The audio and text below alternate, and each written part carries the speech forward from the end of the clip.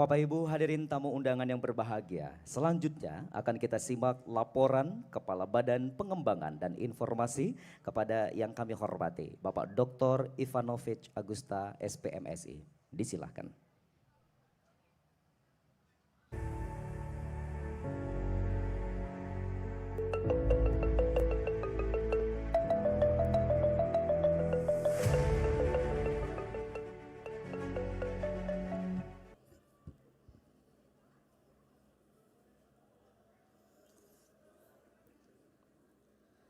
Assalamualaikum warahmatullahi wabarakatuh. Selamat pagi Bapak Ibu sekalian.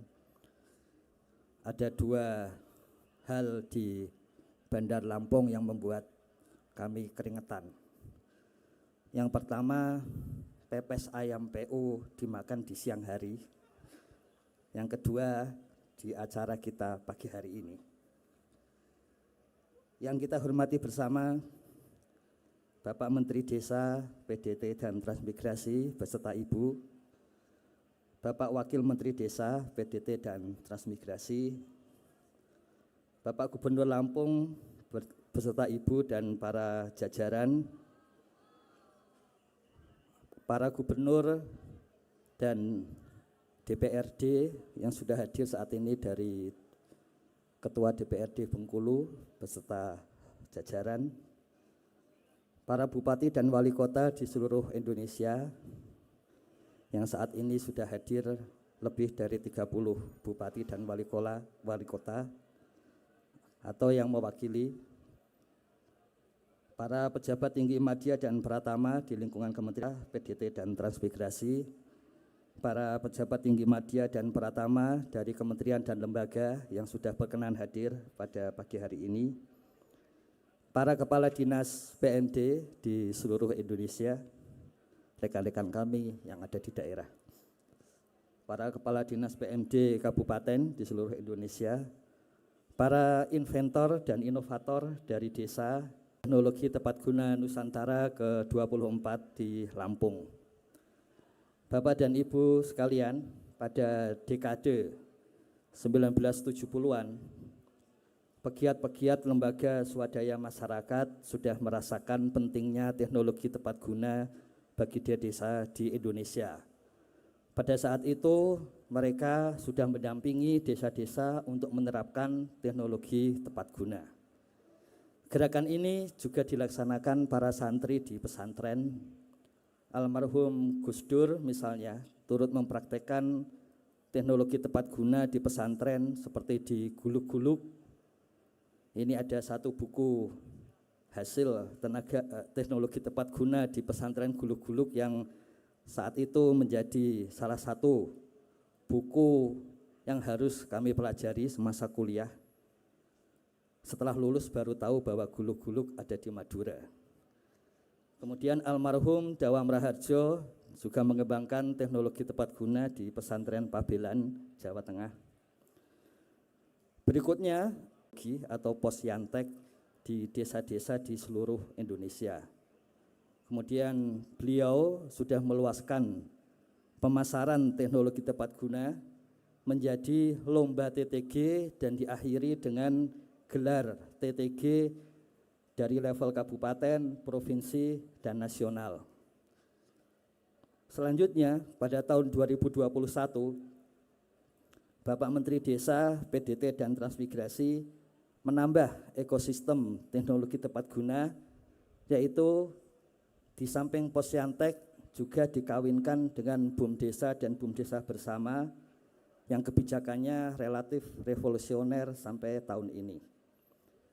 Pada tahun 2022, Bapak Menteri juga menambahkan komponen hak atas kekayaan intelektual atau HAKI untuk melengkapi piranti inovasi dari desa. Mari kita bersama-sama mengucapkan terima kasih kepada Bapak Menteri Desa, PDT dan Transmigrasi atas dukungan kebijakan beliau sehingga TTG, teknologi tepat guna dari desa semakin kuat dan semakin mengakar di desa-desa. Ibu dan Bapak sekalian, kami melaporkan lomba TTG Nusantara telah mengejawantahkan rivalitas di antara desa, kabupaten, dan provinsi secara positif sehingga memunculkan dan memancing inovasi teknologi lebih lanjut. Kami juga melaporkan penjurian di tingkat nasional bersifat objektif, tidak ada campur tangan dari pihak manapun kecuali di antara juri sendiri. Komposisi dari para juri hanya satu wakil dari Kementerian Desa, sementara juri yang lain adalah dari Badan Riset dan Inovasi Nasional, akademisi dari Institut Teknologi 10 November Surabaya dan UPN Veteran Surabaya. Juga bisa diakses oleh publik. Salah satu jurinya adalah redaktur Ilmu Pengetahuan dan Teknologi dari. Dan tahun ini ditambah satu lagi juri, yaitu fungsional utama dari Kementerian Hukum dan HAM yang memang sehari-hari mengelola proses perolehan hak-hak paten atau nomor izin berusaha dan akses kepada e-katalog LKPP. Sehingga pemenang TTG terbuka untuk kemudian berkembang dan produknya dipasarkan ke seluruh dunia. Ibu dan Bapak sekalian, Bapak Menteri, Bapak Wakil Menteri, Bapak Gubernur Lampung, kami laporkan bahwa gelar teknologi tepat guna Nusantara ke-24 kali ini mencakup 150 bidang stand.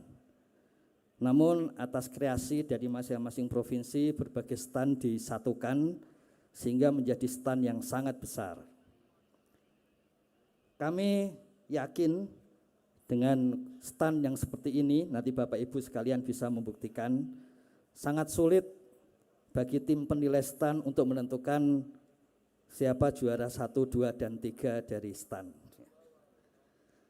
Nilai barang yang dipamerkan oleh seluruh stand saat ini mencapai 1,82 miliar rupiah yang terdiri dari 599 juta harga teknologi tepat guna yang saat ini dipamerkan, ditambah 1,22 miliar produk desa di luar teknologi tepat guna.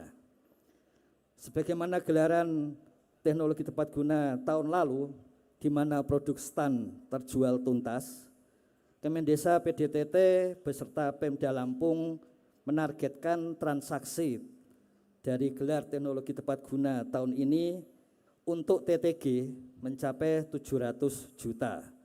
Mengapa bisa lebih banyak daripada yang saat ini dipamerkan? Karena ini mencakup penjualan di dalam stand dan pemesanan alat-alat TTG. Sebagai contoh, Kabupaten Pasaman langsung mendapat pesanan 30 alat TTG. Adapun target penjualan untuk produk di luar TTG itu ditargetkan 1,3 miliar.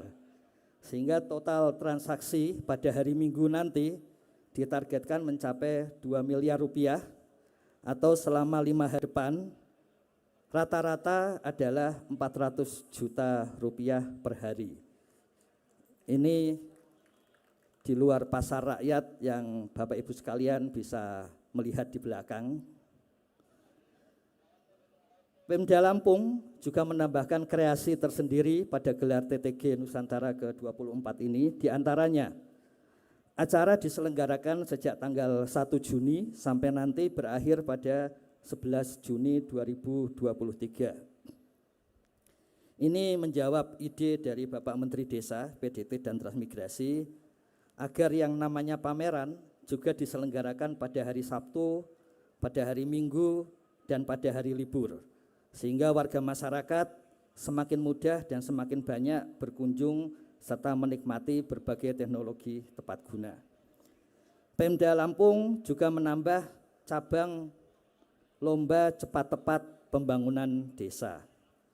Ini kami pandang strategi yang jitu untuk mengenalkan secara mendalam sisi melik pembangunan desa. Lomba ini kemudian akan memperebutkan trofi dari Bapak Menteri PDT dan Transmigrasi. Di akhir acara nanti juga ada lomba stand dan booth serta penentuan di lokasi mana gelar TTG Nusantara pada tahun 2024. Kami berterima kasih kepada Bapak Menteri Desa, PDT, dan Transmigrasi yang telah mengeluarkan surat keputusan mengenai hari-hari penting desa, di mana hari TTG Nusantara jatuh pada setiap tanggal 7 Juni. Jadi kita akan mengharapkan gelar TTG Nusantara ke depan 7 Juni 2024.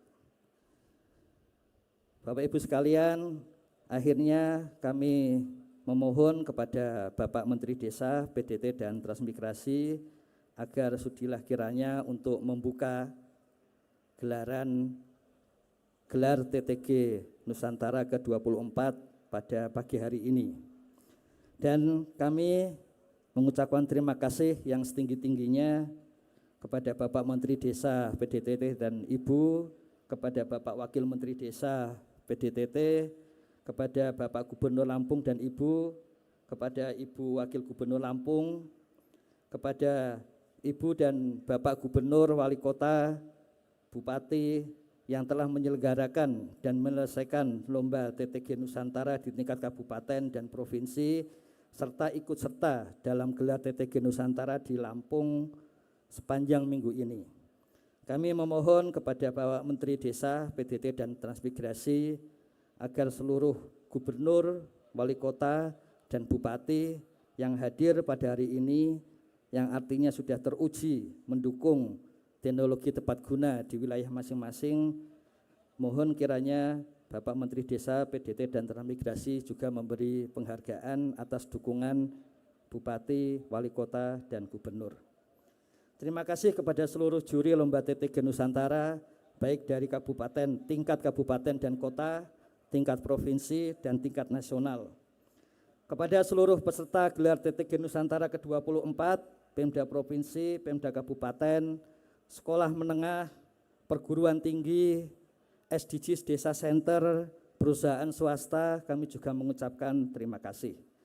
Kepada Bapak Sekjen Kementerian Desa, kepada Ibu dan Bapak Pimti Madya dan Pratama di Kementerian Desa, PDT, dan Transmigrasi, kami mengucapkan terima kasih atas segala dukungan dan supportnya. Kepada tenaga pendamping profesional yang selama ini menjadi LO yang efektif dalam penyelenggaraan ini, kami juga mengucapkan terima kasih. Kepada sponsor yang turut mendukung penyelenggaraan ini, kami mengucapkan terima kasih. Juga ucapan terima kasih kepada rekan-rekan wartawan yang budiman, kepada rekan-rekan panitia di Badan Pengembangan dan Informasi Desa, Daerah Tertinggal, dan Transmigrasi, kami mengucapkan terima kasih. Salam Bangau. Kami menyadari di sana-sini masih ada kekurangan dalam penyelenggaraan, untuk itu kami mohon maaf atas semua hal ini.